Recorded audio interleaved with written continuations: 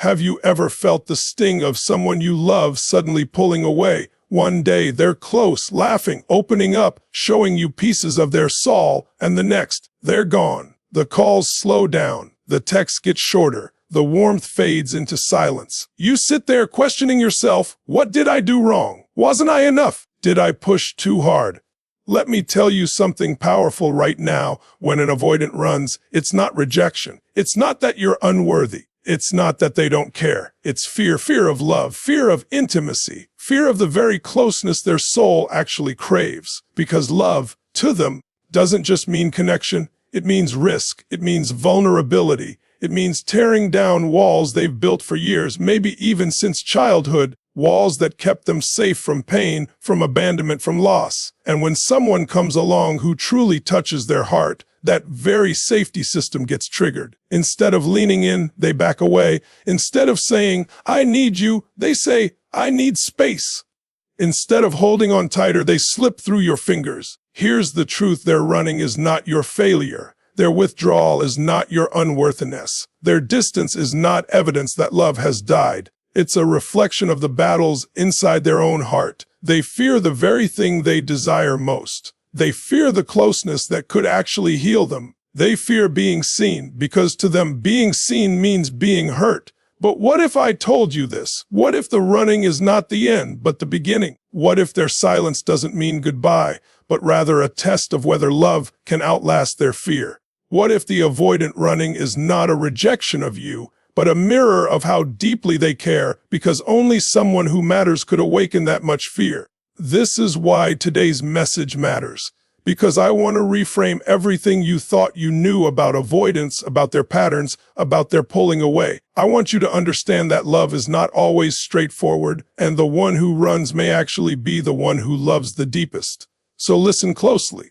Open your heart, because we're about to uncover 8 powerful truths about why avoidants run, and why, if you can see past the fear, you'll realize it's not rejection at all. It's proof of how much they feel.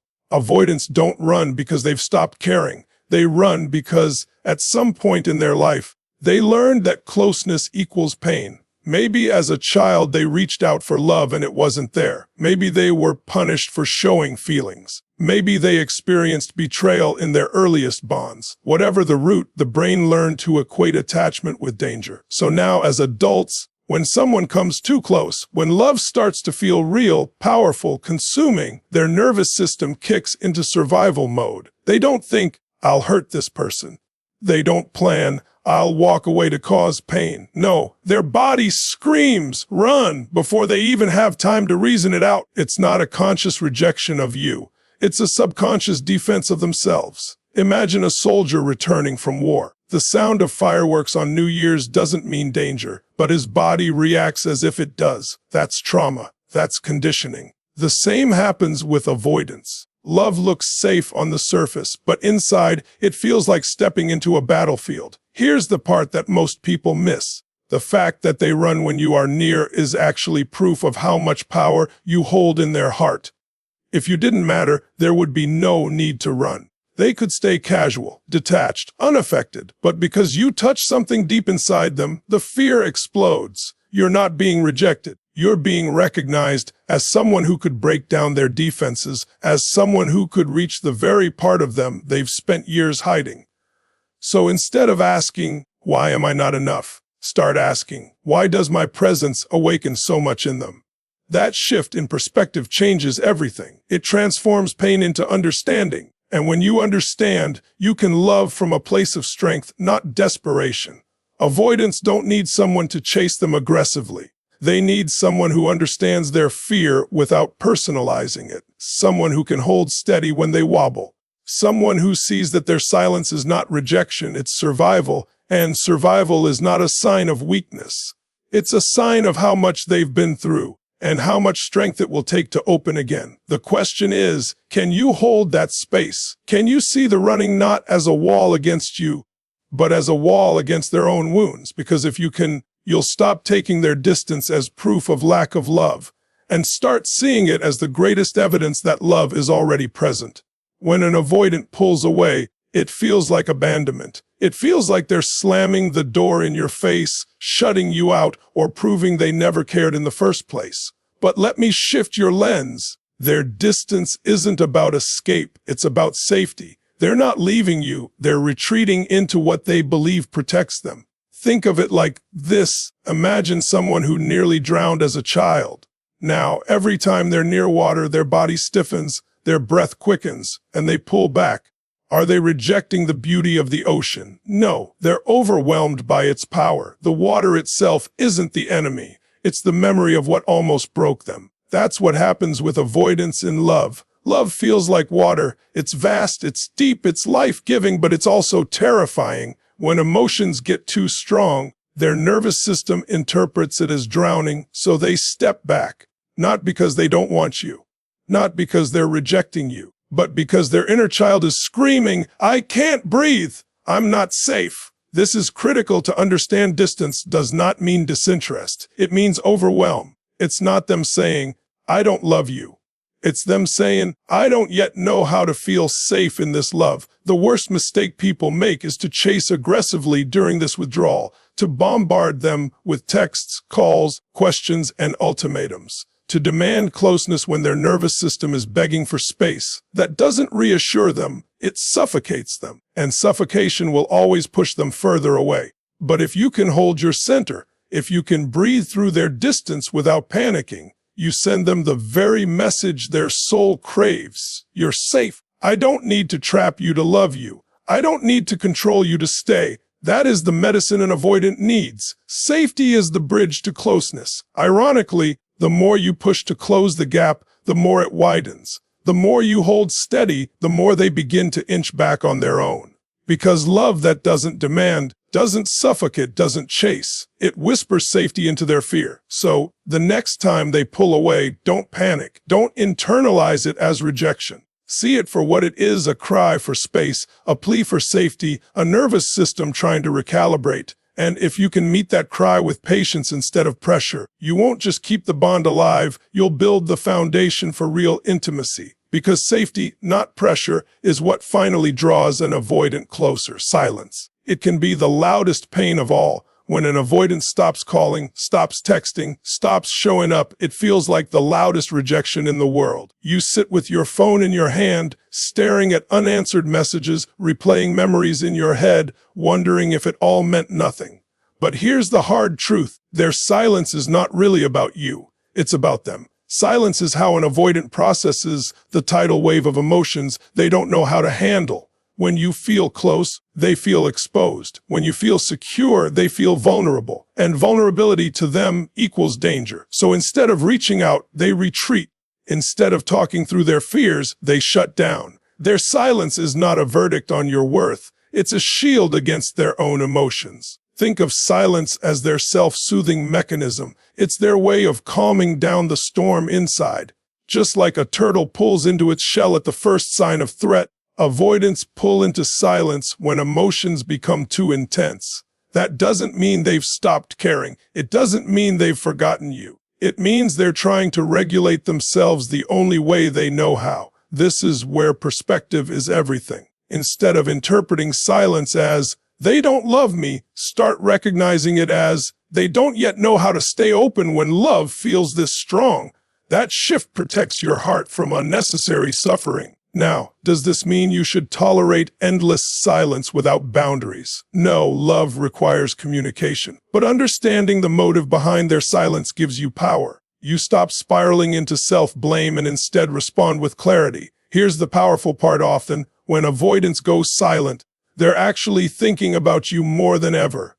The very reason they pull back is because you've touched something real, and they're wrestling with it. Their silence is not absence, it's processing. So don't rush to fill the silence with fear. Don't explode with accusations or collapse with insecurity. Instead, stand in your worth. Let your stillness speak louder than their silence. When you radiate patience instead of panic, you show them something their fear never expected. That love doesn't always come with pressure. That closeness doesn't always come with demands. And slowly, that silence becomes less about escape and more about recalibration. They return, not because you chased, but because your steadiness made it safe to come back. So remember this, silence is not rejection. Silence is fear. And fear, when met with strength, loses its grip. Here's the paradox that confuses so many people. The more an avoidant loves, the more they run. It doesn't make sense on the surface. Shouldn't love bring people closer? Shouldn't deep feelings make them want to hold on tighter? For avoidance, it's the opposite. Why? Because the deeper they feel, the more dangerous it becomes. Love means risk. Love means exposure. Love means the possibility of heartbreak. And for someone who has spent their life protecting themselves from pain, the stronger the emotion, the louder the alarm bells. So when you feel their passion, when you feel their affection, when you know in your gut that they love you, that's often the very moment they start pulling away. Not because the love isn't real, but because it's too real. It terrifies them. It's like standing on the edge of a cliff. The beauty of the view is breathtaking, but so is the fear of falling. For an avoidant, love is that cliff. The more breathtaking it becomes, the more their legs tremble, and running feels safer than risking the fall. But here's the reframe you need to hold on to. Their running doesn't mean the love isn't there. It means it's powerful. It means it's consuming. It means it's shaking them to the core in ways they can't control. That's not rejection. That's evidence of depth. The real challenge is this: can you stand steady when their love makes them wobble? Can you trust that their distance is not a lack of love, but a reflection of how overwhelming that love feels? Because if you can, you'll stop reacting with fear and start responding with strength. Instead of panicking, you'll breathe. Instead of demanding, you'll give space. Instead of assuming the worst, you'll recognize the truth. They're not running from you. They're running from the intensity of what they feel for you. That changes everything. It stops the spiral of self-blame. It ends the cycle of pushing and pulling. And it allows you to meet their fear with compassion instead of confusion. Because in the end, the paradox is the proof: the stronger they feel, the more they run. And if they're running hard, it means you've touched them deeply. That's not rejection. It's confirmation. For the avoidant, control is survival. Control gives them certainty. Control gives them safety. Control gives them the illusion that they can't be blindsided, betrayed, or abandoned again. And then love comes along, and suddenly all that control begins to crumble. Think about it. Love demands surrender. Love asks us to be vulnerable, to let down our walls, to trust another human being with the most fragile part of us, our heart. For most people, that surrender feels beautiful. But for an avoidant, it feels like standing naked on a battlefield. Every instinct in their body screams, "Get out before you get hurt." This is why they run. Not because they don't feel love, but because they do, and love threatens to dismantle the armor that has protected them for years. Imagine wearing heavy armor every day of your life, and then suddenly being told to strip it off in the middle of a storm. That's how intimacy feels for them. Here's the irony. The very thing they fear, losing control, is the very thing that will ultimately free them, because control isn't peace, it's prison. And until they learn that love doesn't mean danger, they will keep choosing the prison over freedom. So how do you handle this? By not trying to rip off their armor. If you try to force vulnerability, they'll only tighten the straps. If you demand closeness, they'll retreat further. But if you stand firm, patient, and steady, you show them something they never expected: that love can coexist with safety, that they can loosen the armor piece by piece without the world collapsing. Your job is not to tear down their walls. It's to create an environment where they feel safe enough to lower them themselves. That's how you turn fear into trust. That's how you transform control into surrender. So the next time they pull away, remember this: they're not rejecting you. They're wrestling with their armor. And the stronger the love feels, the more terrifying that surrender becomes. Avoidants don't just run from you, they run from ghosts. Ghosts of childhood wounds. Ghosts of betrayals they never processed. Ghosts of love that once felt safe, but turned into abandonment or pain. These ghosts live inside their nervous system, whispering lies every time they get close to someone new. If you open up, you'll get hurt again. If you trust, they'll leave just like before. If you let them in, they'll see the real you and walk away. These voices aren't truth, they're trauma.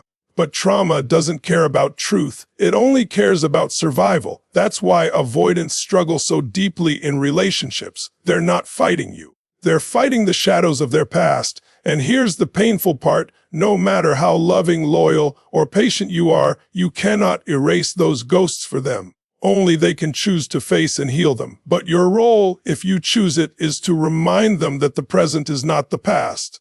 That you are not the one who hurt them. That love can look different this time. But let's be honest, it takes courage to love someone haunted by the past. Because their triggers will sometimes feel personal. Their withdrawal will sometimes cut deep.